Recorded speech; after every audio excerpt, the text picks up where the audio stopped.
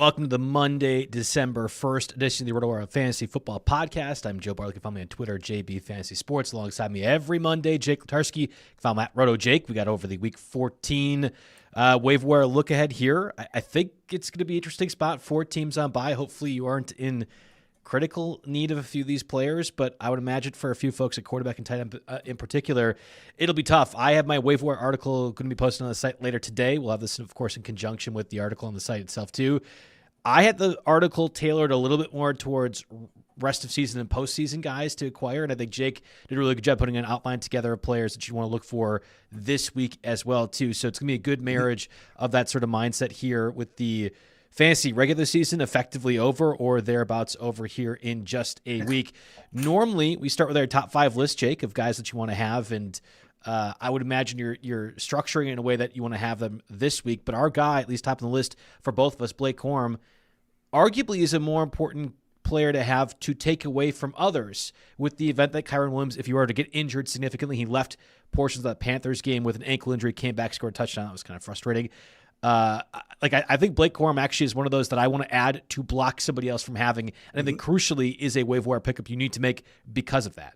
Yeah, there are multiple reasons for a guy like Corum. And, first off, I just want to say we're getting ready to go to the fantasy playoffs here. This is the last week to clinch for most people. And, of course, it's been a trend the most recent couple of seasons to have all these teams on bye in such an important fantasy week. And that's definitely, it's tough any way you look at it. You're going to lose some players this week, most likely with the Panthers, Patriots, Giants, and 49ers all on bye. So we'll hopefully help you get through that. With some ads that'll help you stream this week and some players that'll help rest of the season. But yes, like you said, Blake Corum, he's number 1 for me. He's only 16% rostered in Yahoo format, so he's definitely out there and available. And there are a lot of reasons you got Blake Corum. One, because he was getting work alongside Kyren Williams all season long. There's only been a couple of weeks where he's been a total non-factor. He vultures some touchdowns here and there. Usually is getting 5 to 8 carries a game. So there's a little bit of standalone value in deeper leagues. I mean, I was starting him in Fishbowl for most of the league. Maybe that's part of the reason I didn't make the playoffs there. But there's standalone value for him. And also there's the whole factor, like you rostered Blake Corum for the same reason you were rostering Emmanuel Wilson 2 weeks ago for the Packers. For the same reason you were rostering Kyle Monungai early in the season. And Blake Corum comes to the top of our handcuff rankings, if you will, and also just a solid play.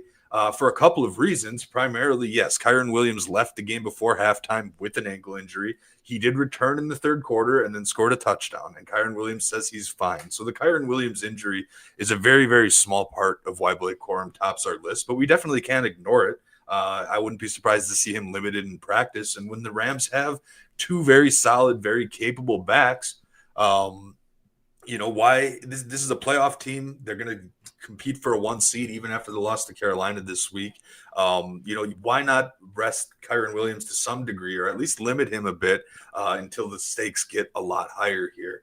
Looking back at Sunday, though, the split was 34 snaps for Kyren Williams, 17 for Blake Corum. Corum ran the ball 7 times for 81 yards and a score. Kyren ran the ball 13 times for 71 and a score, plus he caught 1 pass there. So Kyren's still RB1, and you could make an argument that Corum's came up into 1B instead of just total RB2. But if something happens and Kyren Williams gets limited or they evaluate him further and he becomes a chance of even being inactive, then Blake Corum he becomes an empty the rest of your fab guy. But until you know that for sure, right, he's worth spending some fab on, on a team that likes to play from ahead, has a pretty high-powered offense, and is just a solid run game overall here. The Rams upcoming, they have the Cardinals, who are 22nd against opposing running backs. Then it gets a little tougher with Detroit and Seattle, who are both top 5, and then finishing in the fantasy championship at Atlanta, who is 24 in points allowed to opposing running backs. So a couple of good matchups in there. I just think without any real home run ads this week, it's about making your roster the best that you can make. Bingo. It. And for that reason, Blake Corum has to top the list. So let's structure the conversation this way. I made this argument in the article. Again, it should be up on RotoWire later today. YouTube 15 gets you 15% off RotoWire. You can go to, I think that article is not behind the paywall anyway, but there's a lot of other content that you can use the RotoWire site for. YouTube 15% off. Blake Corum, in my mind, is blocking an opponent. Even if you have Jonathan Taylor, Christian McCaffrey, and Devon Achane as your flex, right? You're literally gifted at running back.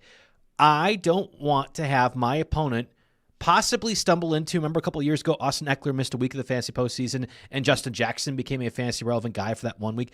I don't want my opponent to get a free running back one for nothing. And when we can structure our rosters right now, if you have the fantasy postseason already in your mind, you know you're going to make it, the Kayshon Bouttys of the world, or Troy Franklin, or a few of these other receivers we'll talk about in just a second, John Mechie or Adonai Mitchell. Like, I like those guys enough if you need to play them. But if they are your wide receiver 4 or 5s and they have basically a ceiling of 14 points, or whatever it might be, I'm removing the aspect of a running back one emerging off of waiver wire. That was the same concept for Devin Neal last week and why I was going all in on waiver wire perspectives. I didn't want people to have that available. And I think there really is very few of these. You mentioned Kyle Monungai as a good example, which is a great one. But I think back to the Delvin Cook, Alexander Madison days. You would roster Alexander Madison in the event that Delvin Cook got injured, which would happen often. There aren't many of those scenarios now. Blake Corum is one of the very few that kind of becomes that. So whether it's the rest of season schedule or that Corum has standalone value, or frankly, I think he looks better right now than Kyren Williams, none of that matters.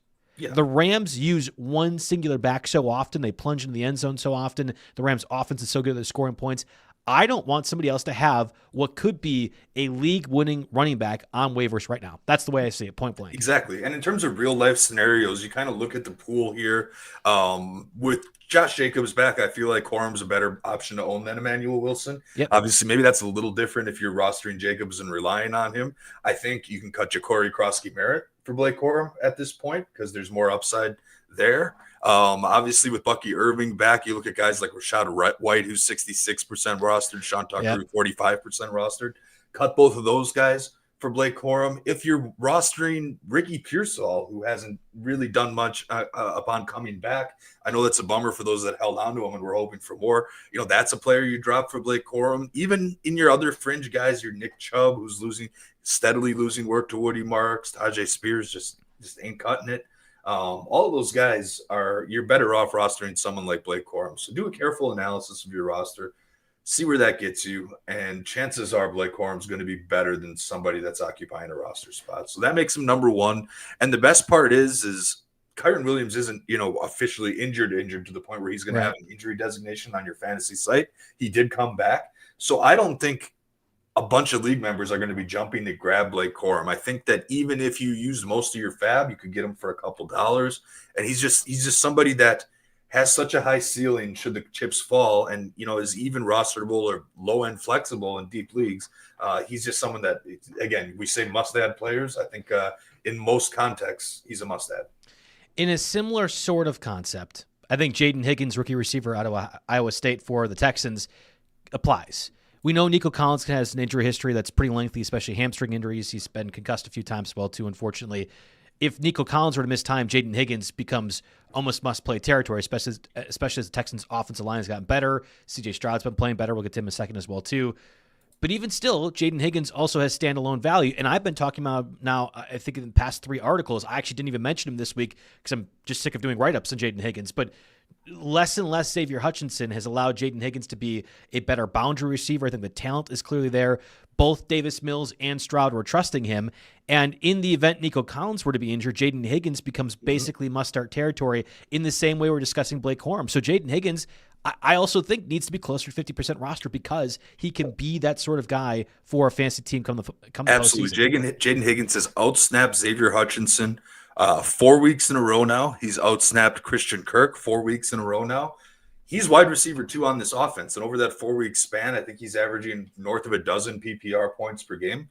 So again, there's standalone value. Obviously, there's ceiling if something happens to Collins. I don't think we can rely on that quite as much. But no, Higgins just has standalone value. He could be a wide receiver 3 in any given week now. And he's only at, we mentioned him. We talked about him last week. The rostership didn't really shoot up. He's still only at 35%. So because he's under that threshold of 50 and because he is wide receiver 2 for Houston, He's our number 2 pickup this week. Not much more needs to be said in my mind. However, we'll gravitate towards players that maybe make an impact this week. And unfortunately started first Thursday with just a crushing injury, at least to my fantasy teams, with Amon-Ra St. Brown giving me a good old 0. Really the perfect cherry on top of been a very frustrating fantasy season for me across my 17 leagues. I have probably 7 or 8 players that have gotten me 0s that were critical ones, none more so than St. Brown. Maybe it helped get a Packer win, which was a saving grace for a Thanksgiving Thursday. It sounds like St. Brown, who suffered a low ankle sprain, is what we were told. I don't trust any team with ankle sprains anymore, Jake, so I guess I'm not believing it might be just a low ankle sprain. But right now, low ankle sprain for Amon-Ra St. Brown means he will not play this week, potentially out the following week as well, too. Very critical for the Lions' postseason chances. They need to beat the Cowboys in order to be in the postseason hunt come this week. They play Thursday on a short week. We're assuming St. Brown will not be available. Yeah, exactly. Sorry. I mean, I made the argument in my article that I actually think Kalif Raymond is far more valuable fantasy-wise for the Lions this week than Isaac TeSlaa, and TeSlaa is going to be the one that people are targeting quite a bit. So let's kind of expand to this from the Lions pass-catching perspective here. Yeah, exactly. So TeSlaa was a guy who got a lot of preseason hype, made some acrobatic catches in the preseason, had all of that to the point where people were using late-round picks on him on draft day just in case, even though he was blocked on the depth chart. So fast forward to Thanksgiving Day here. Amon-Ra St. Brown goes down with that ankle injury. He's considered iffy for week 14 against the Cowboys. In that Thanksgiving Day game, the Lions didn't really have time to game plan for Amon-Ra St. Brown not being there. So what they did in that game is they force-fed Jameson Williams pretty much the entire day, and it was all very effective. The Packers didn't really have an answer for stopping Jameson Williams. And the wide receiver 2 in this scenario was Isaac TeSlaa, because Kalif Raymond, like you mentioned, who maybe makes an interesting play, but remember, he was also inactive on Thanksgiving with an ankle injury.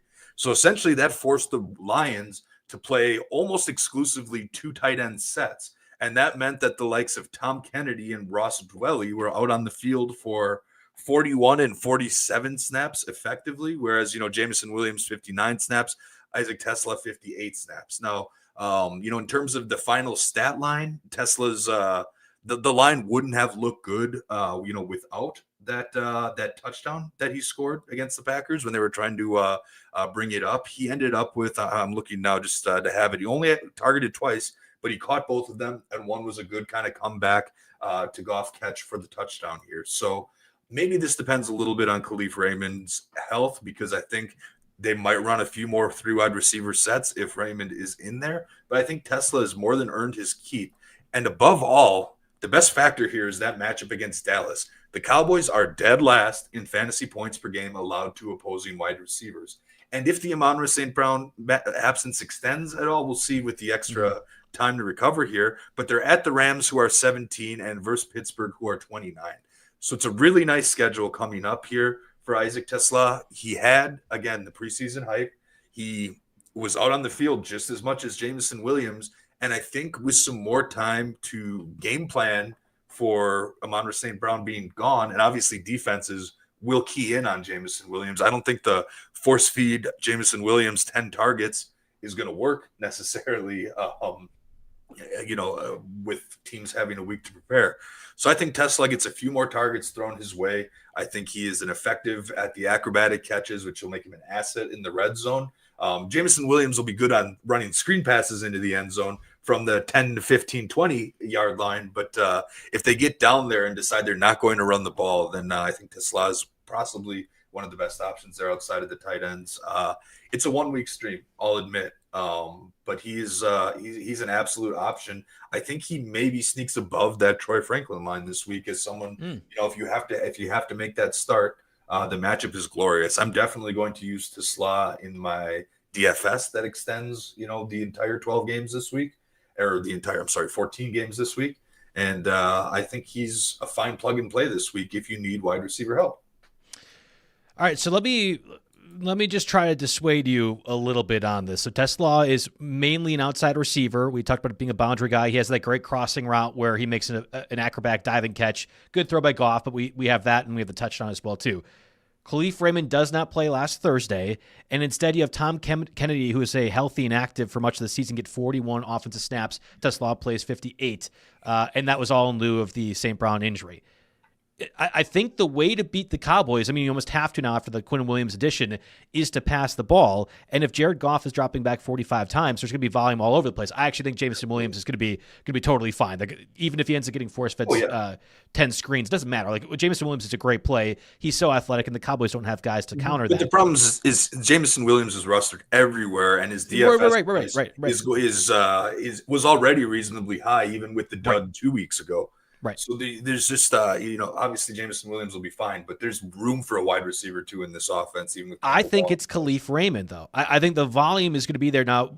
There's been, I went back and looked at the Pro Football Reference on Kalif Raymond. There's been 3 instances where Kalif Raymond has been basically the wide receiver 2, and a lot of that is dealt with when the Lions have postseason stuff locked up over the past couple of years, where he's gotten at least 6 targets. Kalif Raymond's probably playing more in the slot if he is active as well, and he didn't practice all week last week, so this is by no means a guarantee.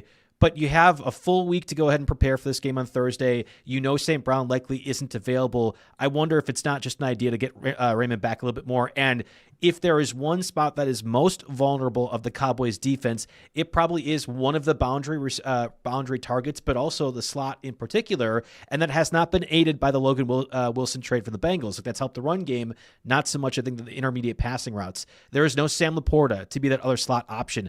I think Kalif Raymond could get in the range of 8 targets and will be cheaper than Isaac TeSlaa because everyone knows TeSlaa from the preseason and the cool catches he's made. I think Raymond's just going to get more volume thrown to him in a game where Goff has to attempt basically 40 passes or more.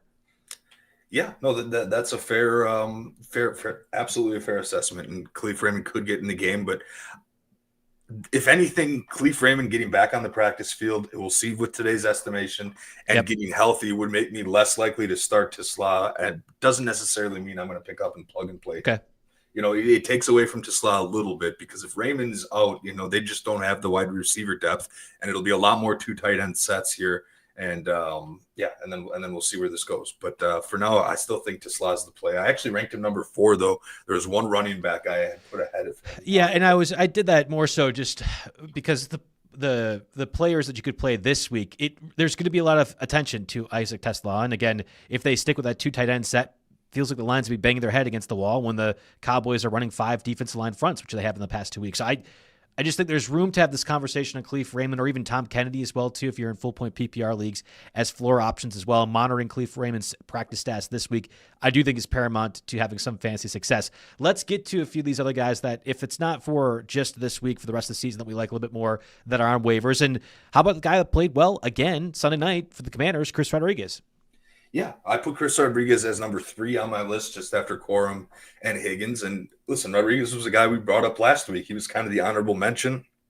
His ownership went down a ton because the Commanders were on a bye the week before. But they come up out of their bye here and dang near came close to beating the Broncos and one of the best defenses in the league. So Chris Rodriguez returns. He takes 11 carries for 41 yards and a touchdown. Nothing crazy on the surface. Doesn't catch his only target. But I think you can safely say that Rodriguez is the lead back in this offense. And they're at Minnesota this week, who on the season is 14th against opposing running backs in half PPR, which isn't a pop off the page number here. But the last few weeks, Minnesota has gotten torched in the run game here. So if you weigh the last few weeks more heavily, that run defense has been absolutely – I mean, they got lit up by Emmanuel Wilson, and the Walker-Charbonnet combo took them to the house last week, and part of that is because they just weren't remotely competitive offensively. Right. And, there's game flow reasons for that, but no reason the Commanders can't run the ball 33 more times. Now, the thing is, the one downside is they ran the ball 33 times, and only 11 of those were Rodriguez because Marcus Mariota got 10 carries, Krosky Merritt got 4, Jeremy McNichols got 6, and Deebo Samuel had 2 in designed packages here. So they do spread the ball around a lot in the rushing game, and Mariota does take a lot of designed runs. Now, they're saying that Jayden Daniels has a chance to play this week, given the elbow injury. I'm not necessarily sure that'll happen.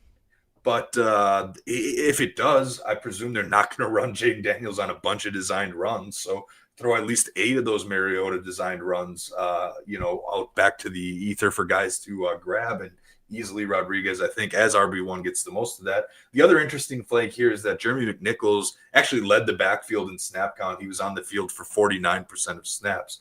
but I still think it's safe to say that Rodriguez is RB1. It's a solid matchup, and he's only 24% rostered in Yahoo formats here. I think running back needy teams, and there are going to be a bunch of them, whether it's Dowdle Hubbard, whether you've been rolling out Travion Henderson, whether you've been messing with the Giants running backs, or if you're a Christian McCaffrey owner. There are going to be running back needy teams this week. If you're a McCaffrey owner, you're probably not building up your bench in terms of running backs super heavily, outside of maybe Brian Robinson.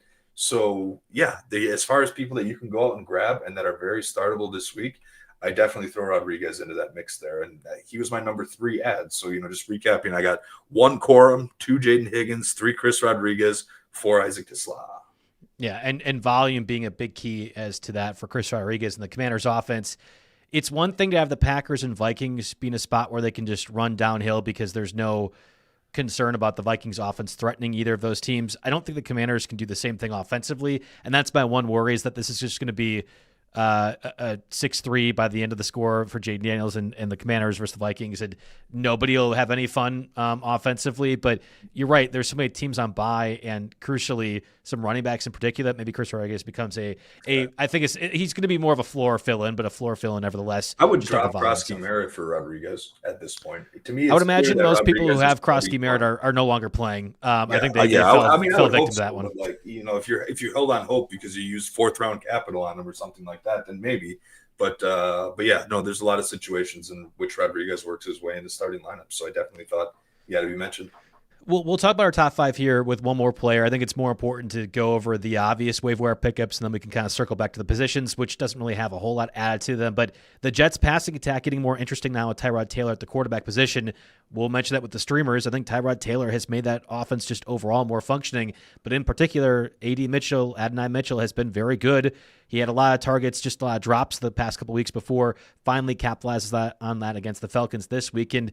Whether it be John Mechie or Adonai Mitchell, I kind of think both have some fantasy utility in deeper leagues.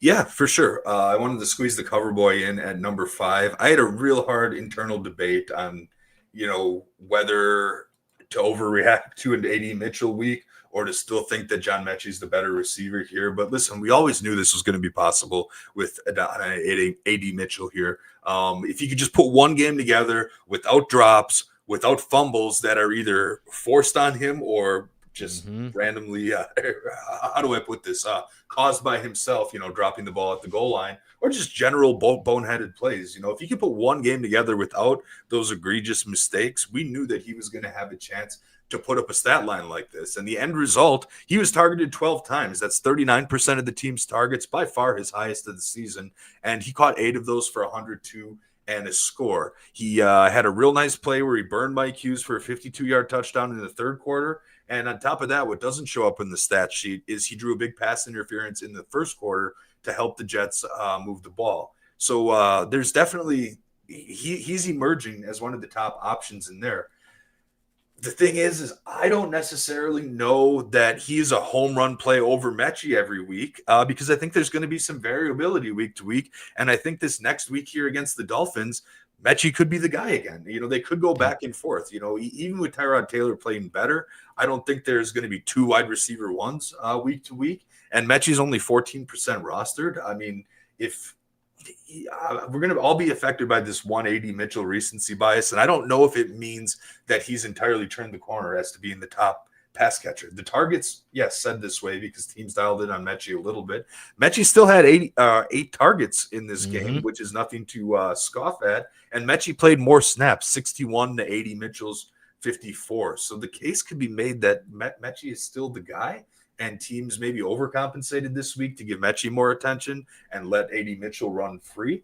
That's certainly possible. There is a room for one of these Jets receivers to have a good game each week the rest of the way out. And it's a stingy Miami secondary, believe it or not. Here they're top 10 in lowest points allowed to opposing receivers in half PPR. But then we've got teams that are 15 or lower the rest of the year at Jacksonville, at New Orleans versus New England, 18, 15, 20 respectively. So there are not the matchups after Miami aren't crazy tough. Even Miami, you could say, isn't that crazy tough. And you're going to have to play a little bit of a guessing game. You're going to have to be comfortable with a little bit of uncertainty because it's going to come down to how these opposing defenses attack each receiver. And that's something that we just can't know.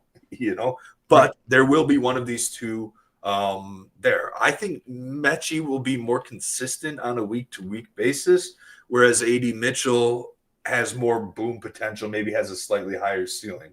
But I think we could very much see next week this being, Mechie catching 7 of 10 targets and AD Mitchell catching 2 of 8 with maybe one big play in there. It could very well happen here. Do you think AD Mitchell's turned some type of corner, or was this the outlier? So Adonai Mitchell is, I think, the far more talented of the two, and I like John Mechie as a prospect. I think we've talked about him on past shows as well too. It's the unfortunate leukemia thing with the Texans, but he could have been in a good spot, just never made it work. I think Adonai Mitchell is a very talented receiver, and I like that the Jets are sort of forced to, because of how bad they entered the year with their receiving core, to be like, yeah, I mean, they're going to be dumb plays that Mitchell makes, but it doesn't outweigh the good that he provides. And I think point blank, the win over the Falcons was all because AD Mitchell goes crazy. Mechie dropped a crossing route for a touchdown, I think, in the third quarter. And because I'm a sicko, I was watching various points of this game, Jake.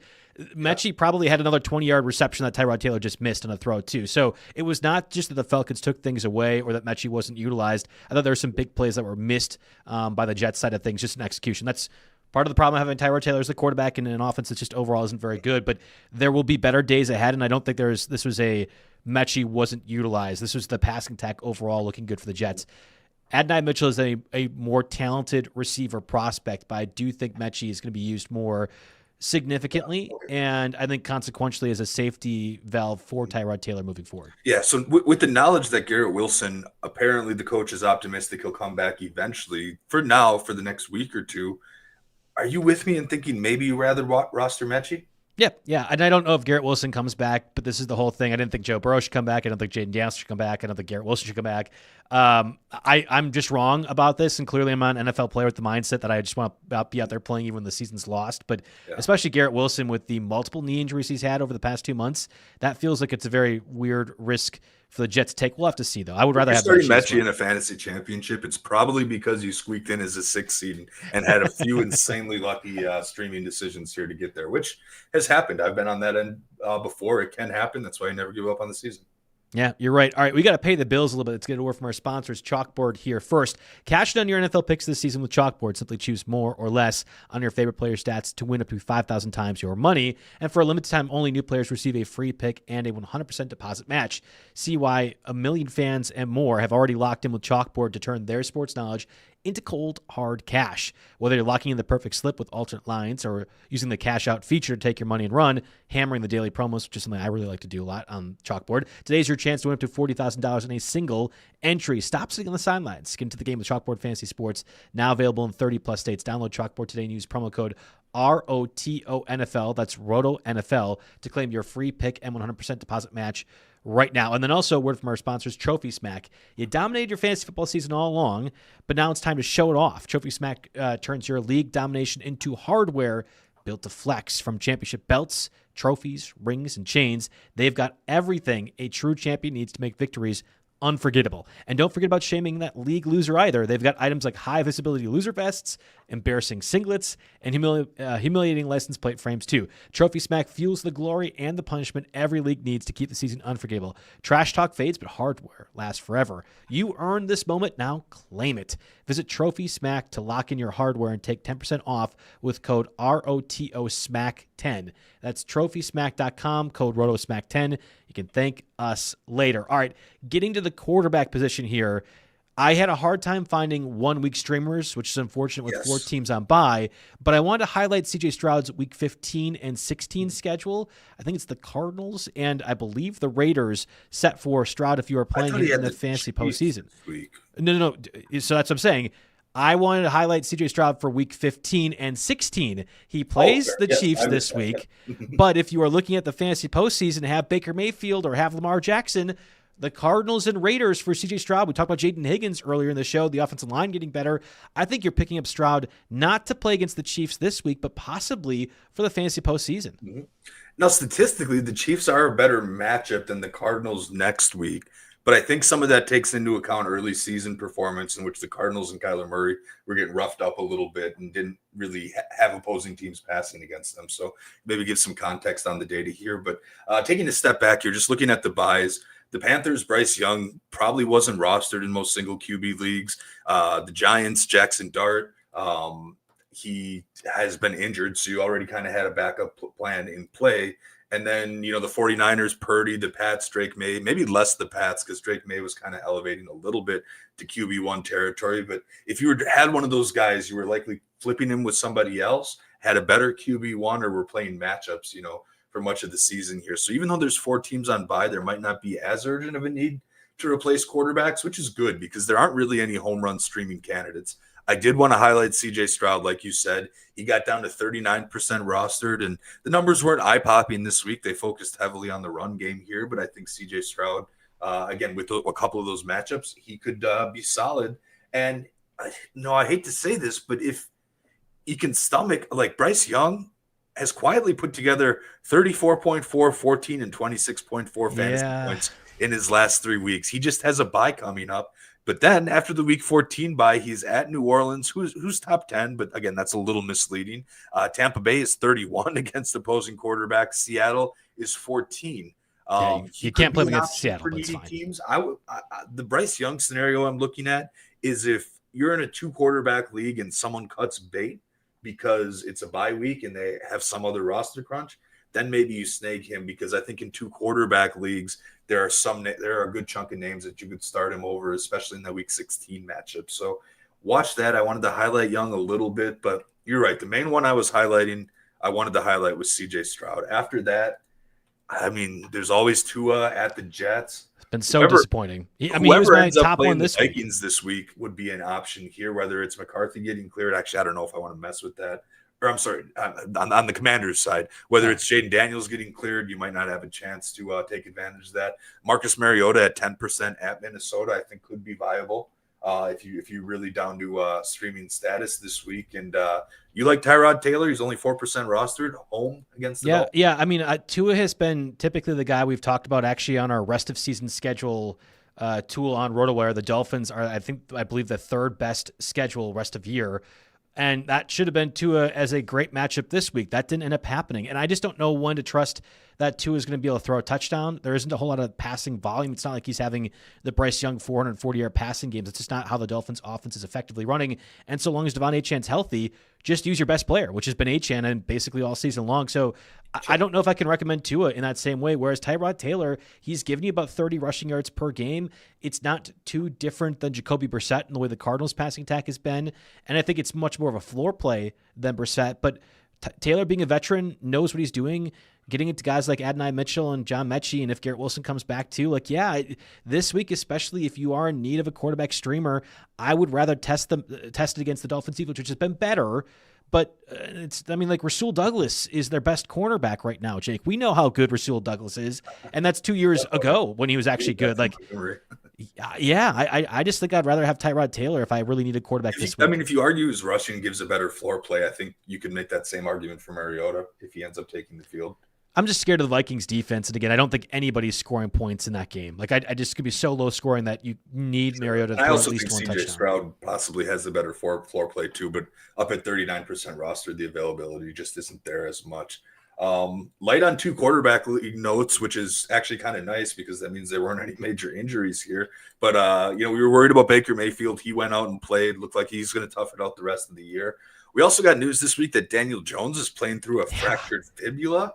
I really wonder how long that can last. You can see the Colts had Tyler Warren doing their tush pushes, and Daniel Jones been doing that all year long for what it's worth. But yes, fair enough. Yeah, I guess I haven't seen that closely. I watched it in the new light context, and then Daniel Jones 14 for 27, really nothing special there. Only 1 rush for 1 yard. So he's not giving you any rushing. He's barely completing half his passes. He did get a couple of touchdowns here, and that offense is going to run through Jonathan Taylor anyway. So I just watched the Daniel Jones situation. It makes me a lot less likely to start him in leagues that I don't necessarily have to. I was relying on him in a 2-quarterback league. Fortunately, I got Burrow back, so I don't have to worry about that anymore.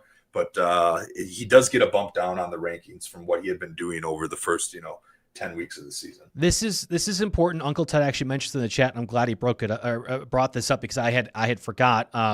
I write notes for the Chargers, so I was aware of this when it was happening yesterday. Justin Herbert suffered a fracture in his non-throwing hand in the first half of the win over the Raiders, returned with heavy padding, ends up being okay from a throwing perspective. He will have surgery Monday on that fractured hand. Both Justin Herbert and Jim Harbaugh, head coach of the Chargers, believe he will be available next week in a very critical game for the Chargers' postseason aspirations. And I don't know how that impacts Quentin Johnston or Keenan Allen. I don't know if you'd be playing Justin Herbert any more or any less. I mean, it's against the Eagles defense. Herbert was probably outside of quarterback one range anyway. Like, I would probably rather have Tyrod Taylor over Herbert, all things considering, if he is available. Like, that's the concern I have for the Eagles defense. So I'm going to have a couple dilemmas. Herbert or Daniel Jones is going to be one of them next week. I would rather have Daniel Jones, I believe. Jacksonville's pass rush not nearly as potent as the Texans. Mm-hmm. And then I'm running Herbert or Baker Mayfield, which has been an ongoing all season one that frustrating one. I don't know about you. I felt better watching Baker and he did okay, but also having Bucky Irving back. Like, the Buccaneers offense just looked a little bit more like what I would expect them to, even though they weren't as functioning against the Cardinals as you'd like from a just a numbers perspective. Like, I think I'd rather have Baker over Herbert in that scenario too. Yeah, absolutely here. So, yeah, just for two quarterbacks, you got the Daniel Jones, we've got the Herbert injury. Both are going to play through it. It's not like Herbert was providing much in terms of rushing attempts anyway. Yeah. The occasional big game, but I think you can close down that aspect of it as well. I'm still keeping Herbert around on the roster here, if nothing else, for Week 16 at Dallas. You got to have him for that matchup there. He'll be ranked in the top 10 that week here. And then the only other two quarterback note I had, I know I'm jumping around a bit here, but we mentioned J.J. McCarthy in concussion protocol. Whether or not that was a soft benching, we may never know. But Max Brosmer went out and started against the he would start against the Commanders, I'm sorry.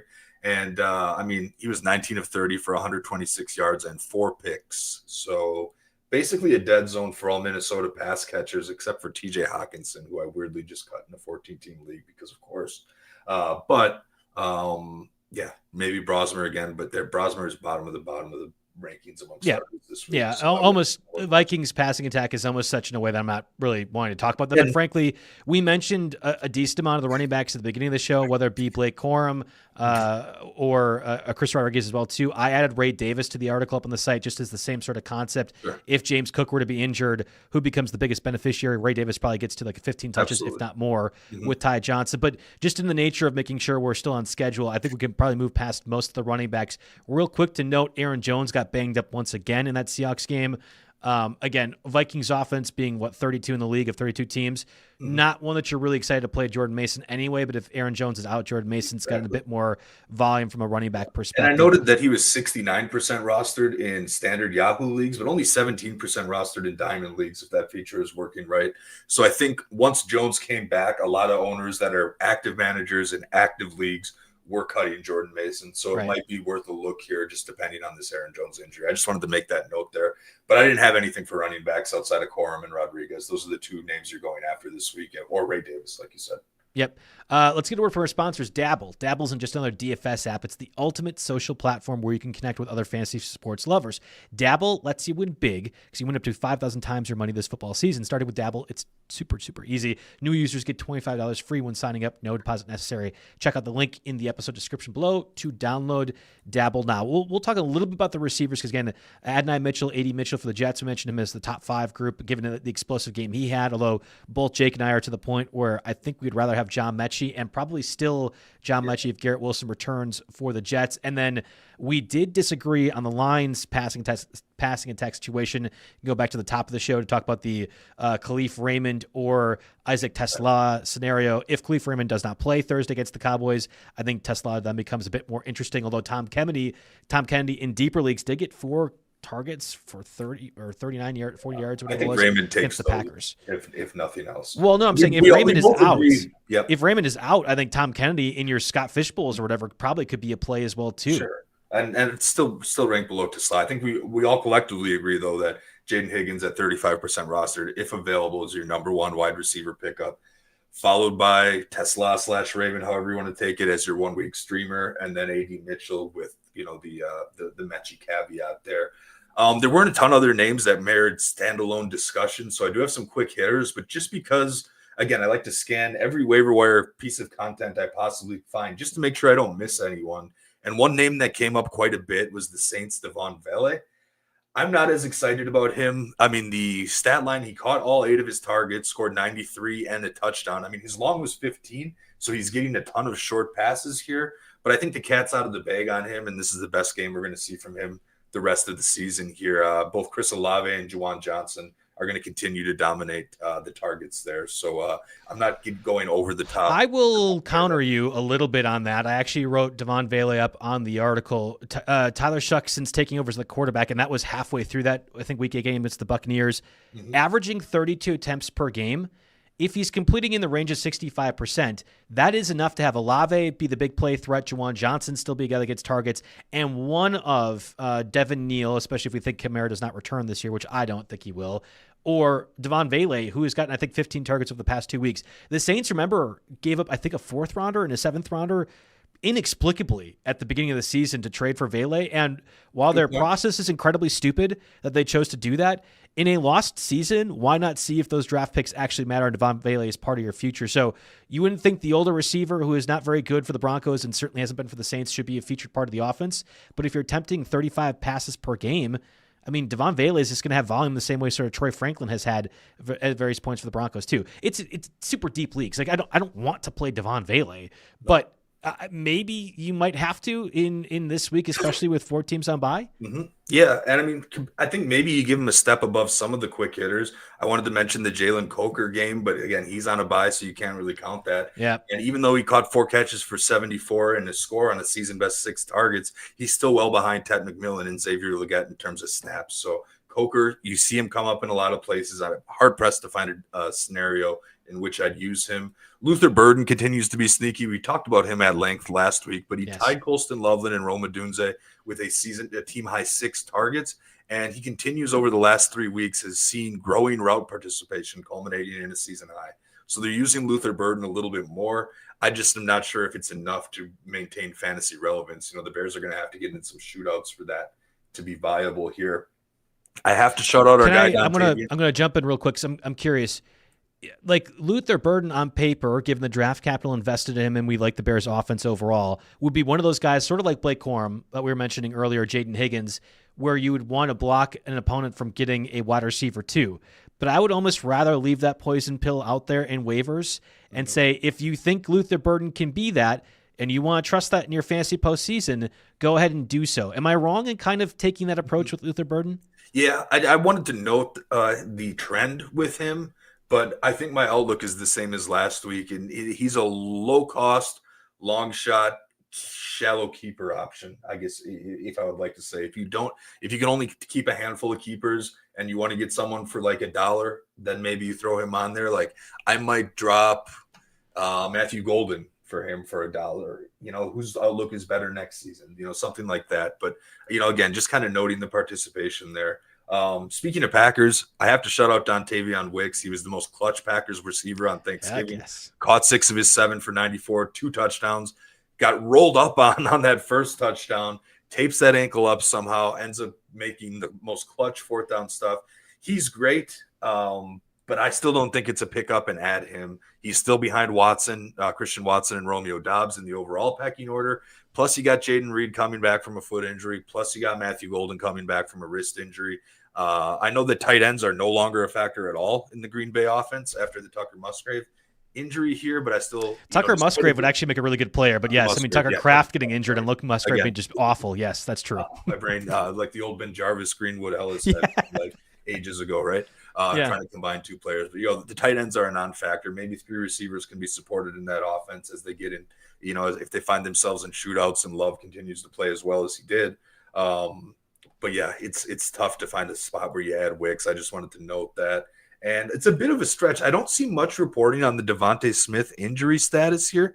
He entered week 13 with chest and shoulder injuries and was also and also had an illness. So he barely practiced. Ended up being active this week.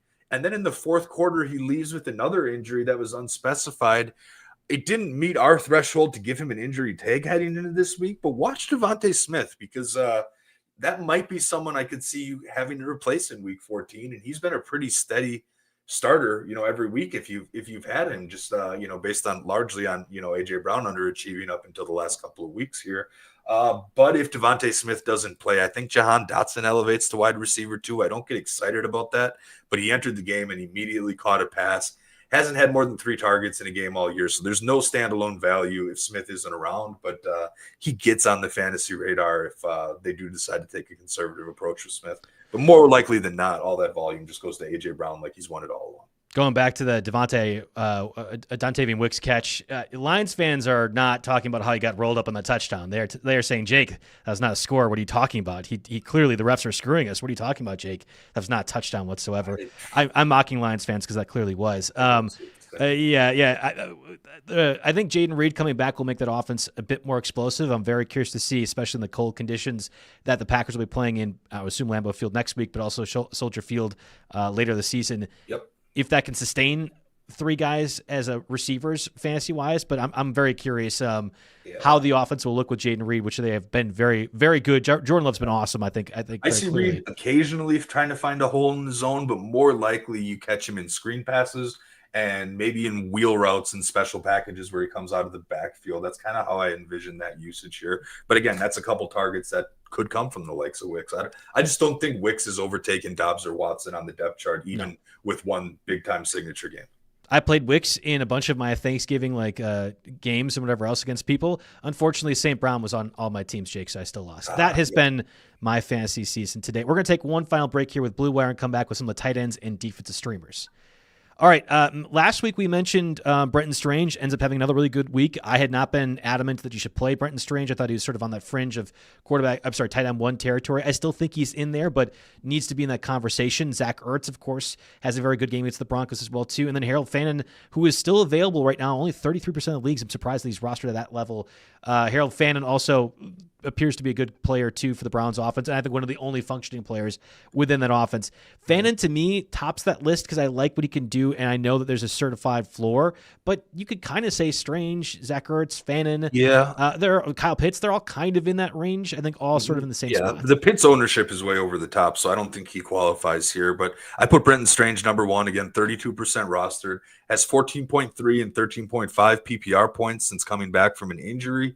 And this isn't anything new here because he started the season with games of 4, 5, 7, and 7 targets before going down with an injury. The Jags have the Colts twice on their schedule, and entering this week, the Colts were ranked 29th against opposing tight ends in half PPR formats. So the Colts, while the defense has played generally well this year, have been oddly bad against tight ends, bottom 3 teams. So that Strange is number 1 for me just because I don't trust the Cleveland offense a whole bunch. I don't know for sure that Shedeur Sanders won't turn around and suddenly feed Njoku. All I know is that the receivers aren't going to get any action in that offense. It's going to be run heavy with short tight end passes. And, but Harold Fannin still, he warrants a spot on that list because his route participation rate, which I saw from the JJ thread this morning, 93%. That was the first time all year it's been over 90. So he's plateauing in the types of ways in which he's being used. And that gets him into the conversation for sure. I also mentioned Darren Waller, only 30% rostered. He returned this week, caught 2 of 3 targets for 47 yards. Again, from the JJ thread, because I have a tough time finding this data elsewhere, 69% route share, which is basically right in line with his with the numbers he was posting when he was healthy with the Dolphins. And we saw when he was healthy with the Dolphins, and I think some of that was with healthy Tyreek Hill, if I remember correctly. Either way, maybe not. Darren Waller was getting a lot of red zone looks here. So that's someone that he technically did lead the Dolphins in receiving this week, more yards than Waddle, and he could sneak some red zone stuff in there. He'd be a good option for your touchdown-only leagues, I think, if you're really stressing for a tight end. Maybe. How'd you know that's the questions I always get on the Waiver Wire article is what to do with my tight end only or my touchdown only leagues. It's been very frustrating. Waller actually was added to my article late last week because I had forgot that he was being activated off injured reserve. I believe that one target that was not completed was an overthrow by Tua that probably would have resulted in a touchdown if I'm remembering things correctly while I was watching on Red Zone on Twitter. So to your point, the other Jake, way, this narrative has changed considerably. We're talking about him as the top tight end pickup possibly. It's amazing how, one real life thing can change that. Yeah, I think Waller is in that mix. Again, the difference of Brenton Strange to Harold Fan. You keep mentioning Njoku. You've just loved Njoku over past years. Harold Fan's clearly the number one option. I don't have any concern about. Well, that's what I'm saying. That's why I included Fan. Well, I don't think it's ever going to happen when Njoku's getting across fed. the board. Don't get me wrong here. I'm not rostering him anywhere. I just think that there is some variability there, and if Njoku gets one touchdown that the Browns scored instead of Fannin, it could happen on a week-to-week basis just because of how that offense runs. Right. It's unless you have McBride or Kelsey, Kittle obviously in that range. Like Warren's been okay. I think it's really frustrating if you're really trying to figure out the tight end guessing game, and whoever scores a touchdown feels like that might be the difference maker. I thought I solved it with Juwan Johnson in a couple of leagues, and he ends up with 9 targets, but 5 for 39 is his first time under 10 PPR points in a bunch of weeks now. So. Yeah, we'll I still think Juwan Johnson's fine at the end of the day, again, with Tyler Shuck averaging 32 attempts per game, and that was with the half of that Buccaneers game as part of it. But it's frustrating. It's frustrating nevertheless. Do you have any good streaming defensive options? Because I know that's going to be a lot of questions that people will have entering the fantasy postseason and must-win territory this week. Yeah, well, I'd poke around and see if anybody got dropped. I mean, the last couple of weeks, I saw the Browns, even though they're an excellent fantasy defense, getting dropped. They're a bad team, but the Myles Garrett sack factor brings their ceiling up. Yep. Somebody actually dropped the Rams in a 12-team league I was looking at. I'm going to probably try to scoop them up instead of, end my streaming a little bit. Other than that, it's a tough week for streaming defenses. I wrote down Tampa Bay, who's home against New Orleans. I mean, that offense is running out of bodies pretty quick. You get the home team in this situation. And also the Tampa Bay running game is recharged with the return of Bucky Irving. So I could see the time of possession falling their way significantly more. You could take either or in the Miami Jets game, I guess, but whoever you have on your roster now is probably a better option. I would agree. The Chargers last week, stick with them, for example. The other one I threw out there, if the Vikings do trot out Brosmer again, I know the Commanders' defense has been awful this year, and I know the Commanders' defense would technically be on the road this week. Or McCarthy, right? I mean, what is the difference even if it is two? McCarthy, I guess. More so if it's Brosmer, but the Commanders are 5% rostered. They're hitting the road to Minnesota, playing indoors, so they don't get any, snowy weather benefit, which I guess, that could also come into play this week when you check the weather forecast, I suppose.